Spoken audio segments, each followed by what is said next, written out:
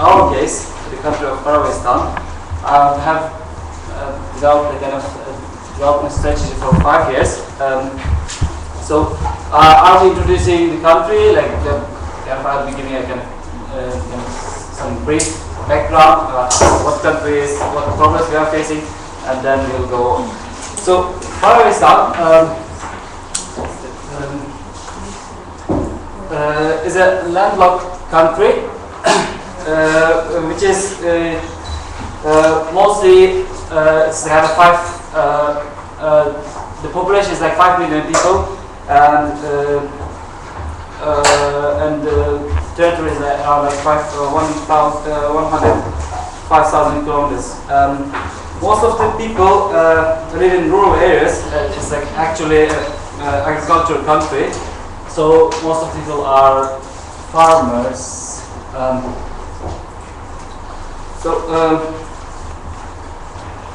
The political situation is quite hard.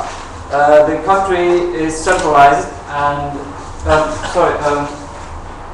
it went through ethnic conflict recently, but for 10 years now they are living in harmony. But the country went through. It's a very centralized country. And the president, is a kind of, he has a absolute power.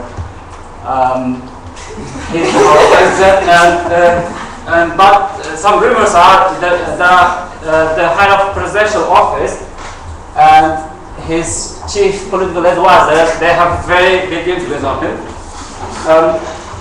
And also, the population is growing very fast. It's like 2% per year.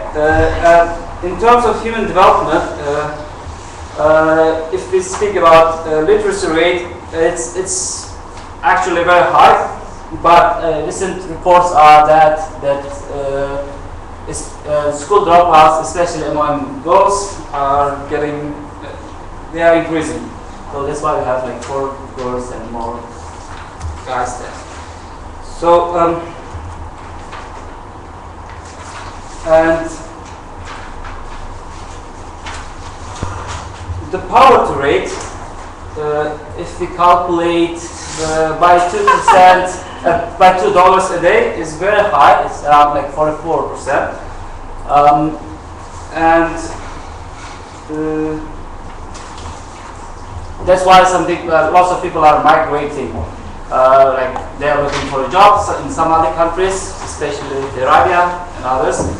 And it's making, and the remittances are making around like 23% of the total GDP.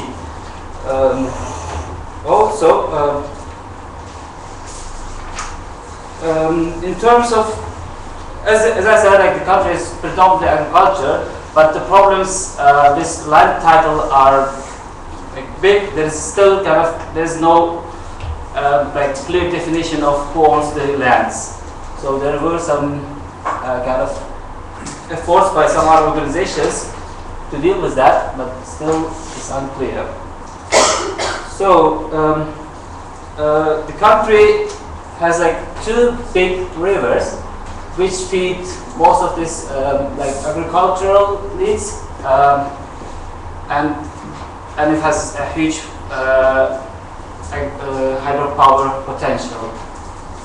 So we have today invited international experts to present their own development strategy to the government, which will consist. The international experts are Miss Cleverberg, Miss Economist, Miss Inertigova, and Miss Sinkavaret, and Miss Agriko Smartova.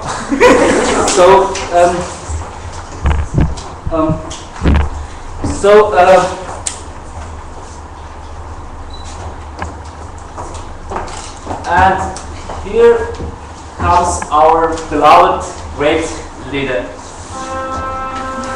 Everyone should stand.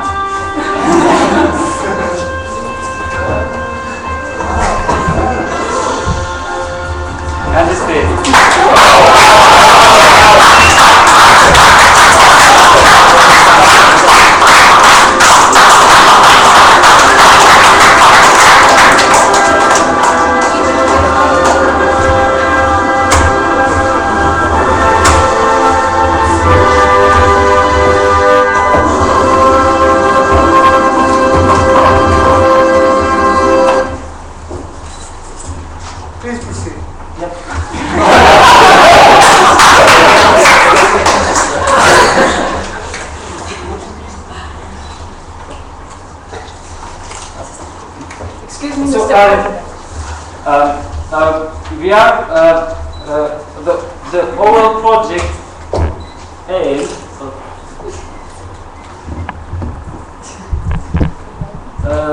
The overall goal of the project is to contribute to poverty reduction and sustainable human development through enhancing agricultural productivity, improving farmers' income, and efficient water and power resources development and management.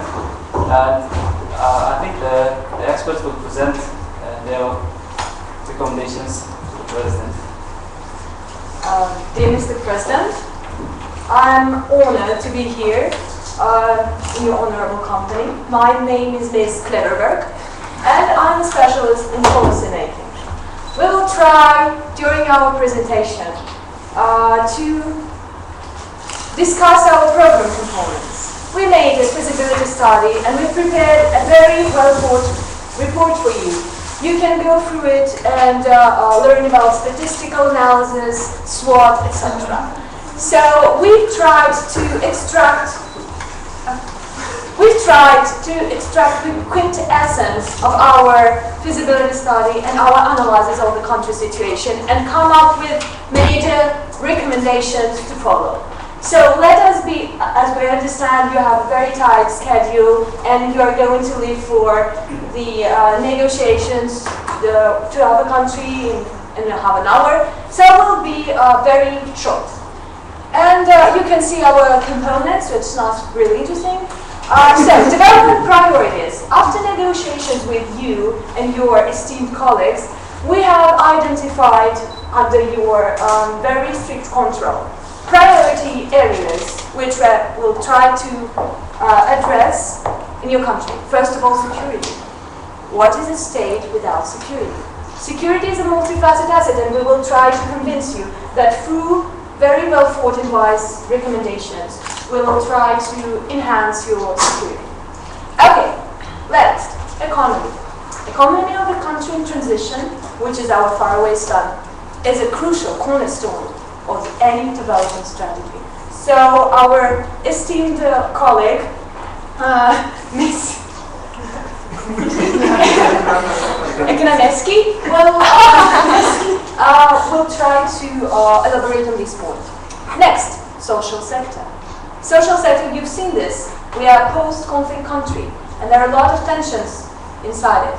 So our colleague, think about it. We'll try to come up with policy recommendations to tackle this very problem.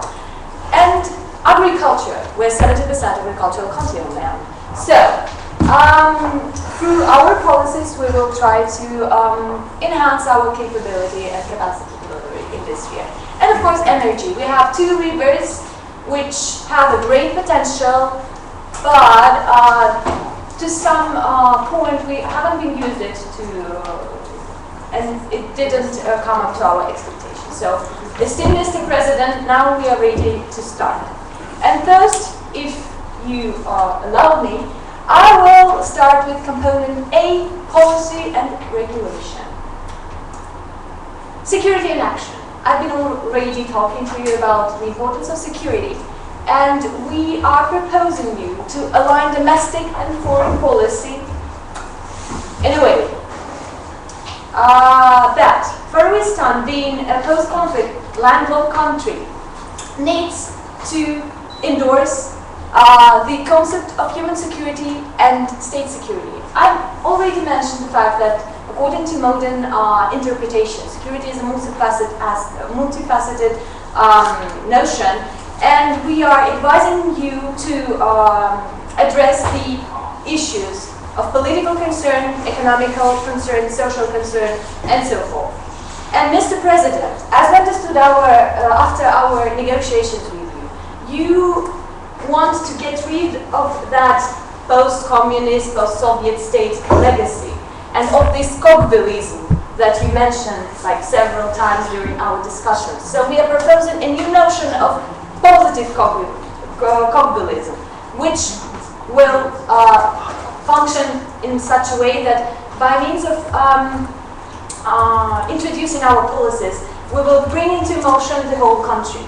And first of all, the importance of introducing consistent and coherent domestic and foreign policy is vital to secure a decent place for Farawaystan on the international arena. And in this regard, the government and European ministers are advised to gear efforts to establishing and improving regional cooperation with the neighboring countries through high-level meetings, through joint cross-border cooperation and mutual assistance framework. This is done in order to overcome existing tensions in the region, in particular in the energy sphere. You have all bordering countries which have their own interest in the region, so we will try to make efforts in this sphere. And this proactive cooperation with the neighboring countries, this is the co-globalization principle we've been talking about. This regional cooperation will allow the country to minimize risks it may run in the spheres of energy supply, crime prevention, and agricultural productivity. So, and to entrench its position on the international political chessboard and receive support from potential donors, we would highly advise you to create comfortable climate for foreign investment. So you see this co-globalization principle, once turned, the will spur and will trigger the motion in another facet of society. Next policy we are advising you, it's a land reform. Considering that Farawaystan is a predominantly agricultural country, we would like to encourage the government to proceed with the agricultural reform elaborated and launched previously by European government, and further reinforcement of this agricultural sector, both household plots and farm enterprises, is crucial for sustainable development of the country, its economic security, we emphasize security of your country, and consolidation of its position on the international sphere. So, co-globalism, positive, co-globalism in action. We've got reinforcement of the agricultural sector, we've got the result. Sustainable development, like the contribution to sustainable development, and economic security. What is the economic security? Economic security. May you go back, please? Okay. Economic security. If you reinforce the households, so the people who are living in your country, it will boost your potential, the consumer potential. And so let me proceed with the civil society participation, local governments, community empowerment. We have been really analyzing this issue, considering some very considering political situation in the country. And your state government shall be advised to introduce and reinforce the principle of subsidiarity and to allow local governments some margin. Excuse me, Mrs. Calvert. I want to interrupt you because of some question. Do you think in this area that all the world is going to have pricing, market pricing, and they are omitting their subsidization because of the globalization and joining to WTO? Is it the right strategy to go and to move to the country to subsidization? Well, I will explain my point, our group point.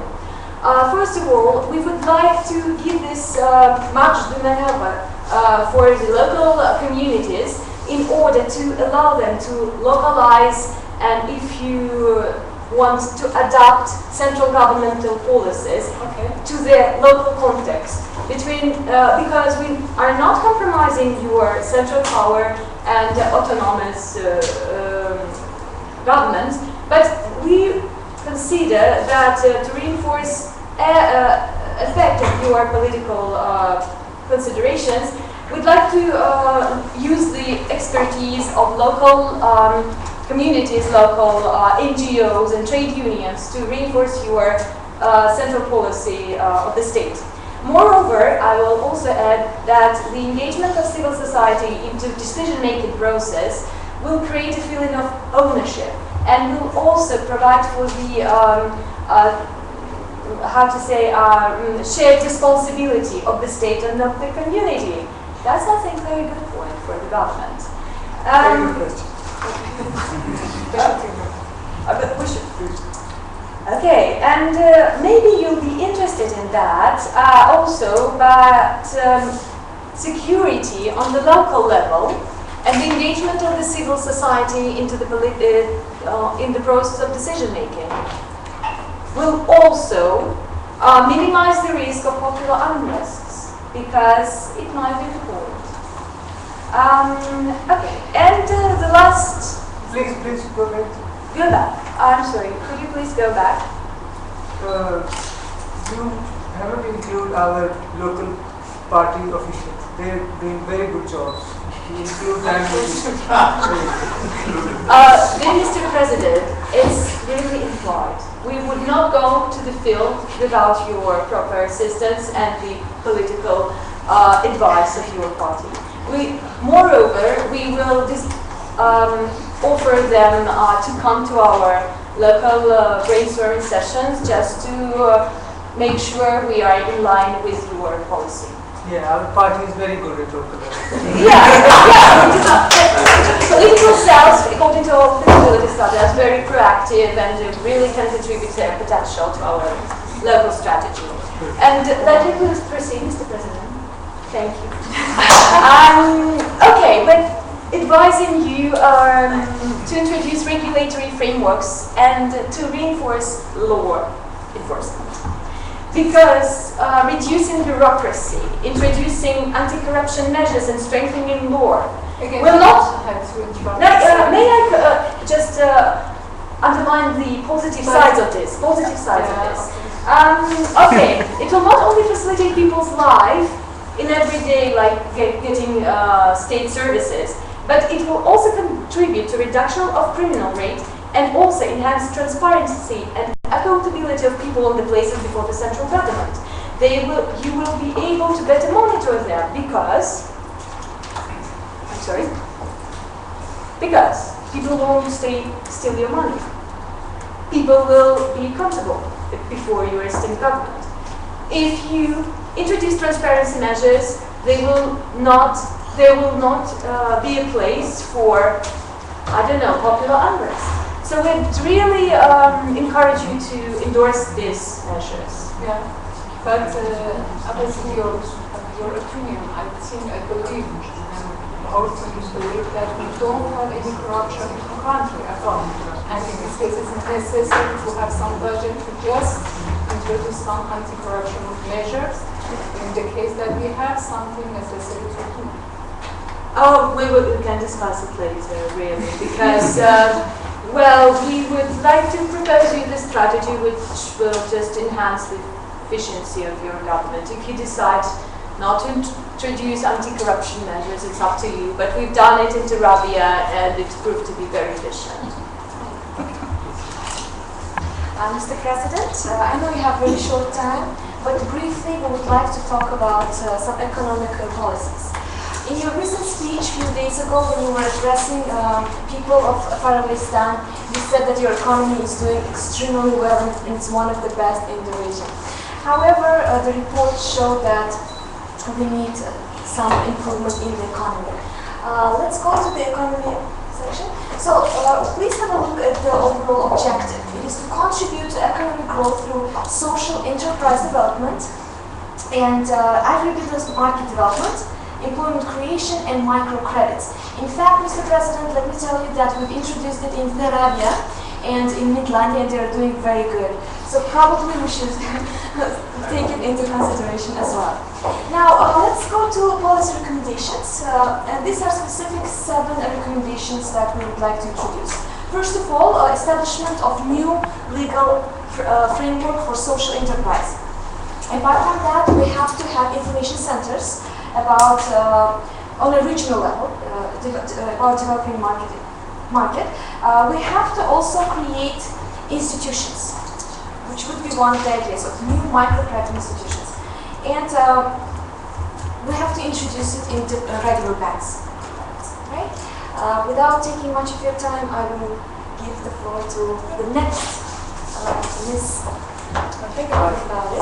I think about it is too tall, so this is a bit far. Dear Mr. President, I'm really honored to be here with you. Where should I stand to get some points from this?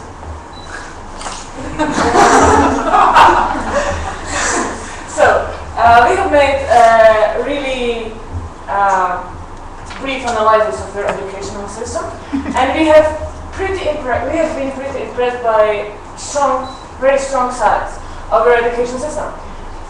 For example, high rate of literacy, it's amazing in your country and we really appreciate it. Nevertheless, there are even some weaknesses in this area. For example, persons with disabilities are forced into specialized institutions and they are excluded from the rest of the society. There are differences between enrollment of girls and boys. We don't know how, we don't want to judge, but we would suggest some improvement. And at the end, there's definitely an obsolete equipment in some of the schools, and there's in some necessary infrastructure. That's why we would like to suggest to make some investments into infrastructures of schools and the school equipment. At least we will probably need you to rechannel some funds for this purpose, if it is possible. We have very established institution network, universities and education. And we also, under economic crisis, we don't have much fund for this sector. I think this is non-starter. Can you suggest something else? Oh, Mr. President, there is no doubt that you have a very well known network of the school system, but we would suggest probably to make a market survey in order to meet the needs of the market, and then we can introduce some new programs, some new universities. Probably we can close some other which are not so paying off, but definitely this field would need some efforts from your side.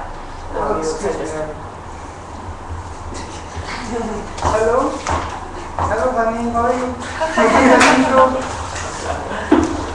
Oh, darling, it was amazing. I only bought some bread, but I actually met a very interesting guy, and he's living in a villa on the seaside.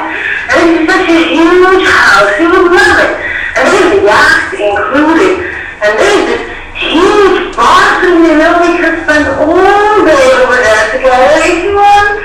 But actually, I think you should take a plane and see what you think. Oh, sorry, team is here. Oh, that's a pity, but he wants me to decide really quickly because it's a really cheap price. It was 50 million euros before, and it's only 30 now. I would love this house better, please. Can I have it? What do you think? Oh, we will talk later. Don't worry, you will have it. Don't worry. Oh, that's good. Thank you. Love you. Bye-bye. Sorry, please. This is Farawaystan. I pronounce your name incorrectly. You were Tingabati, Mrs. Tingabati. As you know and confirm me that our education there is somehow development.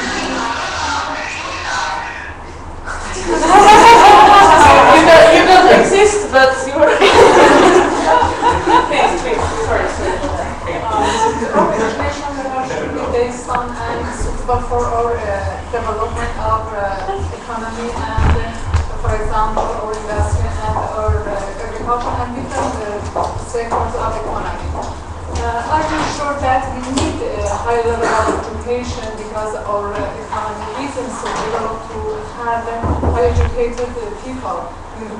I am worried that after a while we had a lot of unemployed educated people. What is your supportive reason for having high level of education system? Yes, as you may see in our presentation, we would like to introduce some payments on the highest levels of education system.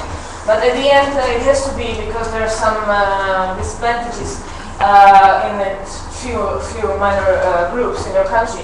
There definitely has to be some scholarships for those who can't afford to pay.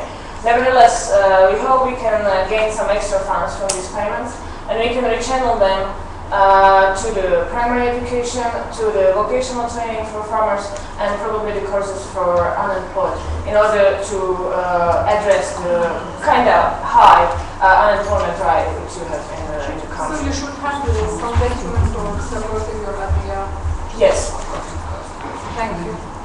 And the last slide I will talk about is that all these reforms should be taken with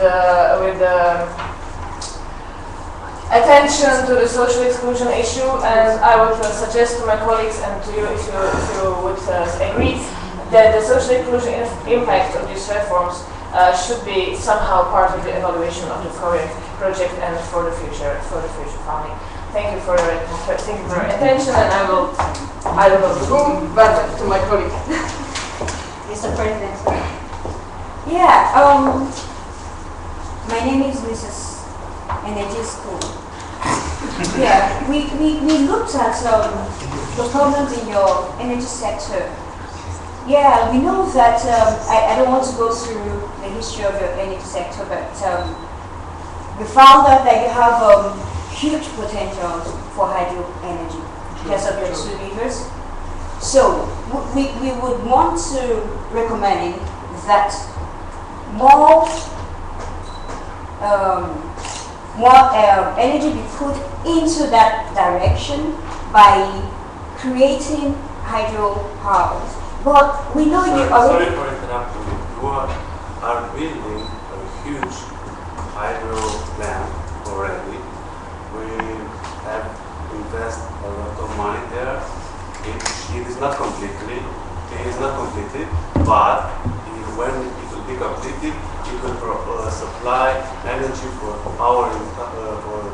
our country's domestic consumption, and we also will supply energy for export. We have this investment already. The hydro plant is not completed.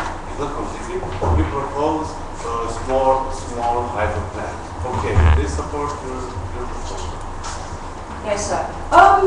What I was getting to is to tell you that the huge and big hydropower plants you're planning to construct for your country, we went to the site and we barely found anything there, just a marked land space.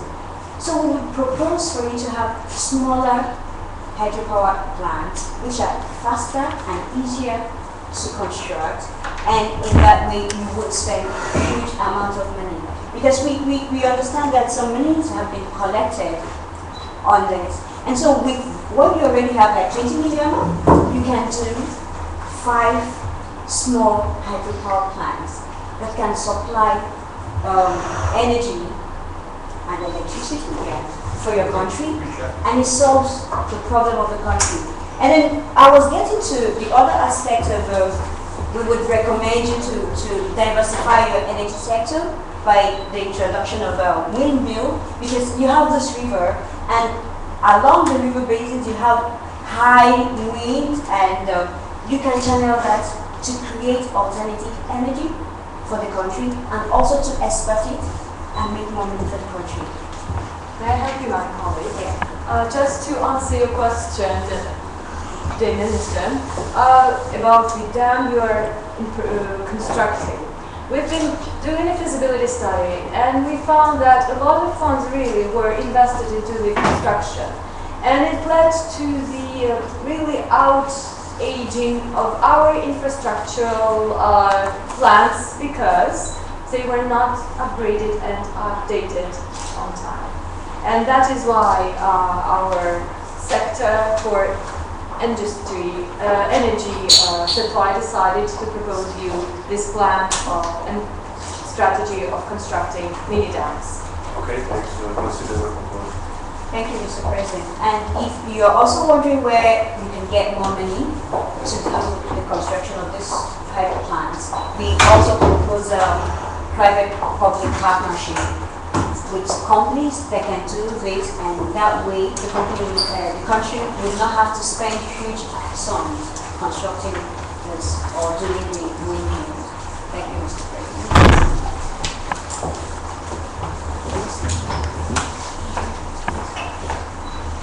So, dear Mr. President, I am an international expert on agriculture sector, and my name is Adrika Smarkova, and I'm representing Farawaystan country. I have deeply read the annual report of Farawaystan country, and there was indicated no problems in agriculture sector. Yeah. But however, deeply analyzing the agriculture sector in Farawaystan country and also visiting some field trips around the Farawaystan country, I will come with the indicated problems in your country. So there are some problems indicated in the agriculture sector, like the mismanagement in land use, and the poor knowledge on land right, decreased agricultural productivity, and the absence of institutions in agriculture sector, and the lack of access to agricultural machineries, and the poor knowledge of agricultural productivity in the country, shortage of access. Yes. What is the reason for mismanagement in land use? Do you have any statistics to support it? Yes, you are. It's because, for example, the people of Farawaystan countries, they do not know, for example, what type of products have to be used on which kinds of seasons. So that's why it's management use of the lands, which, for example, in the result we brought to mismanagement of land use in your country. And also the agricultural production will be highly decreased in the result. And so you saw the problems, and I have come up with some suggestions. So you see, so land reform and improvement of agricultural productivity and market change to be proceeded in your country through the following overall objectives and goals. And just deeply analyzing the problems achieved in your country, I have come up with the following policy recommendations. Application of land reform, so establishment of new institutions for agriculture development in your country, and introduce the tool banks. These are the, let's say, infrastructures for the access of agricultural machineries to the farmers, and institutional capacity building of farmers, and the appliance of new methods of agriculture productivity, establishment of farmer field schools in your country, and also development of irrigation infrastructure facilities for raising up the agricultural productivity. So, what are these farmer field schools? Farmer field school, this is a kind of schools which taught the farmers with new methods and technology of agriculture productivity, and also just help them making business plans on what season, what kind of crops to be cultivated. Are you sure that all farmers are motivated to go to this school? Sure, why not? I had some interviews also with the farmers in the field, so they have just noted that they needed for such kinds of new technology and new knowledge. Shall we proceed, Maria? And any question from your side? So, Mr. President, so let me talk about the sustainable factors. So we have identified human capital, human resources, land, natural resources, and integrated project activities that kind of factors of sustainability. And about if the project goes on, we are thinking that the performance indicators could be this. So, but the details are in the booklet that we have already presented to you.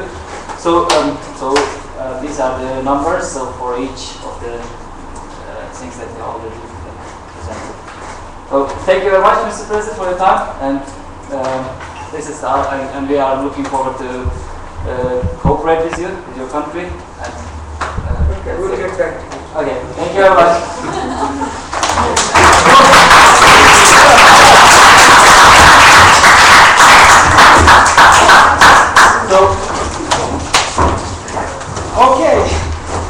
So I just wanted to indicate the problems that like usually kind of develop, like developing kind of development agencies face in this type of countries. What are the problems you have? Like, no, clearly, and that's I think very important. And actually, you managed to present exactly the problems we often face, because at least when I say we, I mean UNDP. UNDP is supposed to work with governments, and you don't always find governments which you really wholeheartedly would like to support and work with. So how to square this contradiction is not always easy.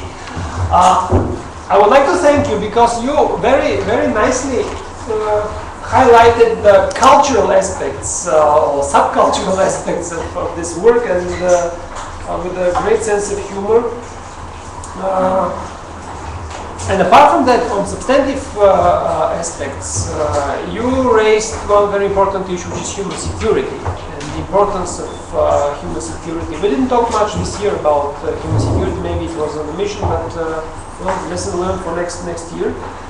Why I mention this? Because in countries close to the structure and to the pattern of Farawaystan, the issue of security is very much still an old pattern of state security. And one of the ways for promoting further the idea and cause of sustainable human development is related to the security issues, and trying to converge a little bit and move the perception of security from the old state-centered to human dimensions, because human development and human security are very much interrelated, and in fact they are two sides of the same coin.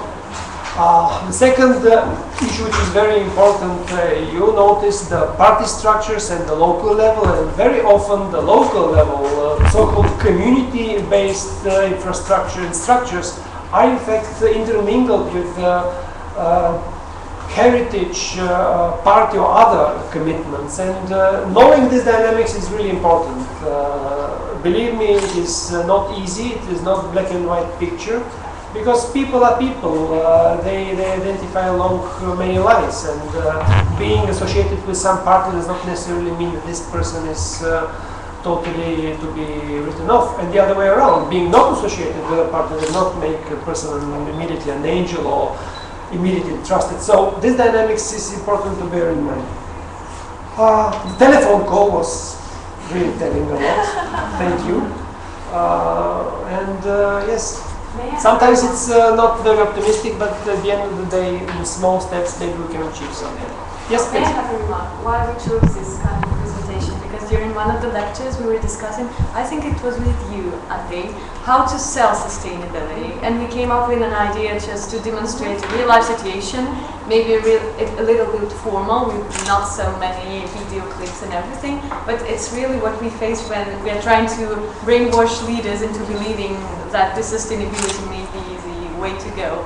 And that's why maybe our recommendations, they were a bit mild. So for example, I was speaking to the leader about introducing this kind of local engagement into the decision-making process, but in a mild way, just to like push them into deciding to introduce it. That was the reason why you may consider the recommendation a bit mild, but we could not. No, it's absolutely clear. Basically, this is one of the possible ways to go, maybe. But on the other hand, it's really verging on a very tough moral choices and sometimes compromises. You have to talk with the leaders, and sometimes knowing that the leaders are crooks, it's very difficult to take this moral choice, because staying away entirely is, of course, an option, maybe comfortable for us as development practitioners, but I'm not sure that this is the best in the long run for the country, for the societies. One last comment. I don't know whether you did it on purpose or it somehow came out on its own, but you had only outside experts. You didn't have a local Farawaystan capacity. It was no purpose. We understood that it should be like this. No, but my point is that it's very, very, very purposefully, but very right and correct reflection of what is taking place. And I think that we did it on purpose, that we wanted to kind of this kind of attachment of the kind of these people. How, for example, development communities sometimes see the kind of these countries kind of we are smart, we are kind of. Yeah, but exactly that's my point. Unfortunately, the development community tends to underestimate the local knowledge and come up with solutions as if there is a total empty space, and sometimes find themselves in a ridiculous situation because not knowing basic things which local experts know. And the other way around, the policy making elites are often more trustful to external advice or external message. It's very difficult to be professed in your own country, but still this is really a matter of huge political influence. The way we can address it, I don't know. It's very easy to say involve more local knowledge and local experts, but exactly how to do that, because it has budgetary implications, salaries, consultancy contracts, but also implication in regards positions of individual people, experts, visibility, credibility, again linkages within different structures and so on. So the task is much more difficult. Yes, countries like the previous two, we thought Midlandia, of course it's very comfortable to work in with all its difficulties, but it is not the case as in countries like Farawaystan. Again, a catch-22 here. In countries, in societies, in contexts where we are needed most, it's most difficult to work. It's the other way around. In countries where we are not that needed or not needed at all, it's very easy to work because you have all the infrastructures, human capital, so on. Okay, comments, questions, ideas before we go to the next page. One general comment. I will be very honest with you. You were the best out of the last 4 years during which we. Andrei, they're watching. Sorry? Yes, they're watching. Now I'm saying to them. That's why I say I'm honest, because we try to build every year on the knowledge of the previous years, and we share what has been done, and we improve. So we are learning from the previous experience, and I think this is something which maybe it's not very wise from our egoistic perspective, because we make our lives much more difficult. So now we'll have the challenge to do, okay, what we'll do the next year with the course, which will not be very easy. And you have done just the same for the next year students. You have raised the threshold, and well, I will be very excited to see what will be next year. So now let's spend few moments on summarizing. Can you summarize the?